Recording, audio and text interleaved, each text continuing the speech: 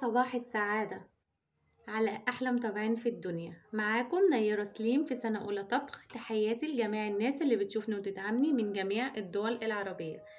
أي حد نفسه ياكل حاجة سخنة كده ودافية في الجو البرد ده بمكونات موجودة في البيت هيقدر يعمل أحلى كيكة قمر سريعة جدا. هنعمل كيكة في دقيقتين من غير بيض ولا فرن بمكونات بسيطة، يعني تقريبا ممكن تقومي تعمليها دلوقتي. طعمها زي بتاعة الكافيهات اللي بنجيبها من بره، بتدوب في البق وحاجة كده رهيبة. انا متأكدة انها تعجبكم. تمام، تعالوا نقول مقاديرنا مع بعض. ايه في اي مج شاي، مج نسكافيه، مج بتاع الشوربة عادي. انا هستعمل المج بتاع الشوربة عادي. تعالوا نقول مقاديرنا ايه. معانا 4 معالق كبيرة من الدقيق، معانا معلقتين كبيرة من السكر، معلقة ونص كاكاو خام كبيرة، نص معلقة صغيرة بيكنج باودر، معانا رشة من الملح، 6 معالق كبيرة من اللبن الحليب العادي، معلقتين كبيرة من الزيت، معانا معلقتين كبار من الصوص الشوكولاتة، معانا رشة من الفانيليا، معانا شوكولاتة.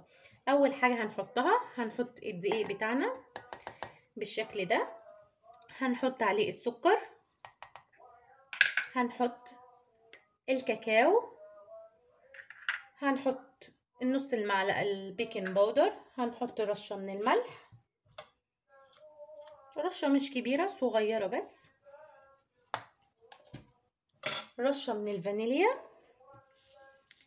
احنا مش حاطين بيض ولا اي حاجة، بس هنحط فانيليا عادي اختيارية، اللي حابب يحط يحط، اللي مش حابب عادي. صوص الشوكولاتة برضو بتاعنا اختياري، اللي عايز يحط يحط، اللي مش عايز خلاص. هنقلب كل المكونات دي كويس جدا مع بعض لحد ما المكونات تتجانس مع بعض وما يبقاش فيها اي تكتلات. خلاص كل المكونات اختلطت مع بعض بالشكل القمر ده. هنقوم ضايفين 6 معالق الحليب بتاعنا، حليب دافي، معلقتين كبار من الزيت، معلقتين كبار من الصوص الشوكولاتة، وان شاء الله هنعمله مع بعض قريب. حاجة اقتصادية جدا بمكونات موجودة في البيت. طبعا هقلب كل المكونات مع بعض لحد ما تتجانس مع بعض. شايفين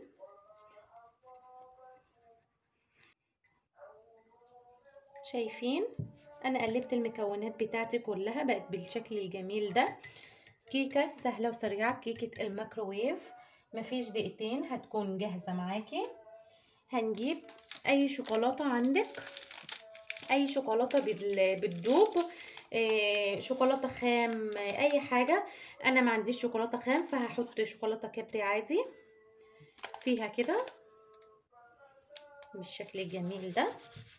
شايفين الشكل؟ هدخلها الميكروويف على بص المدة بالظبط من دقيقة ونص لدقيقتين. هندخله على دقيقتين بالشكل القمر ده.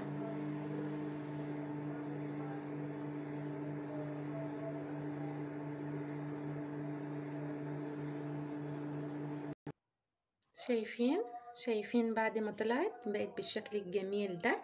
اخدت معايا بالظبط من دقيقة لدقيقة ونص. تمام. طبعا لو حابين تضعفوا الكمية مفيش اي مشكلة. انا هزينها بشوكولاتة مبشورة الوش كده. بجد حلو وسهل جدا وسريع وهيدفيكي في الشتاء. قومي يلا اعملي حالا وقولي لي ايه رايك. ما تنسونيش في الاشتراك في القناه وتفعيل الجرس عشان يوصل لكم مني كل جديد. دمتم سالمين احبتي في الله، والسلام عليكم ورحمه الله تعالى وبركاته.